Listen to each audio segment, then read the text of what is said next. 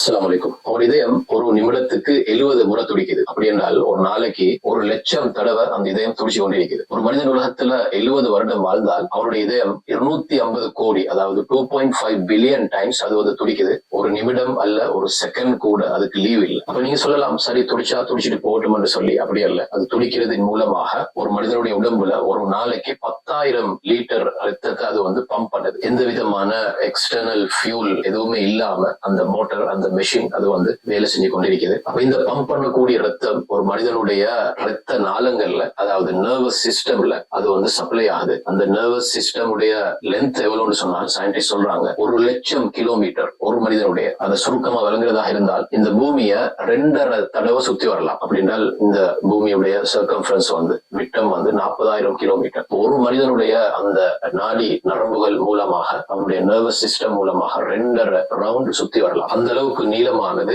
ஒரு மனிதனுடைய அந்த நர்வஸ் சிஸ்டம். அப்ப இந்த நர்வஸ் சிஸ்டத்துல சப்ளை ஆகக்கூடிய இந்த ரத்தம், பம்ப் ஆகக்கூடிய ரத்தம் மனிதனுடைய செல்ஸ் வரைக்கும் போகுது. ஒரு மனிதனுடைய உடம்புல எவ்வளவு செல் இருக்கின்றா சயின்டிஸ்ட் சொல்றாங்க 37 ட்ரில்லியன், 37 ட்ரில்லியன் செல்ஸ் இருக்குது ஒரு மனிதனுடைய உடம்புல. அது எவ்வளவு நாள் 37க்கு பின்னால 12 பூஜ்ஜியத்தை போட்டா சரி, அவ்வளவு செல்ஸ் இருக்குது. அந்த செல்ஸ் வரைக்கும் இந்த ரத்தம் போகுது. ரத்தம் சும்மா போகுது இல்ல, அது போகும் பொழுது ஆக்சிஜன், குளுக்கோஸ், நியூட்ரிஷன்ஸ், அதே போல ஹார்மோன்ஸ், இது எல்லாத்தையும் எடுத்துக்கொண்டு போகுது. அந்த செல்ஸ் உடைய ரீப்ரொடக்ஷன் என்றது அது நிக்கும் என்றால், அதுல ஏதாவது ஒரு டிஸ்டர்பன்ஸ் வரும் என்றால் மனிதனால் உலகத்துல வாழவே முடியாது. அந்த செல்ஸ் உடைய ரீப்ரொடக்ஷன் அது டிஸ்டர்ப் ஆகினால் தான் மனிதனுக்கு கேன்சர் உண்டாகுது. அவ்வளவு குரூஷியல் ஆனது தான் ஒரு மனிதனுடைய உடம்புல இருக்கிற செல் என்று சொல்றது. அல்லாஹ் தஆலா குர்ஆன்ல வஃபி அன்ஃபுசிக்கும் அஃபலா துப்சிரூன், நீங்க உங்களோட உடம்ப பார்க்கலையா, நாங்க உங்களை எப்படி படைச்சிருக்கிறோம் என்று சொல்லி. இதை கேட்கும் பொழுது நாவுல வரக்கூடிய ஒரே ஒரு வார்த்தை சுப்ஹானல்லாஹ் என்றது மட்டும்தான்.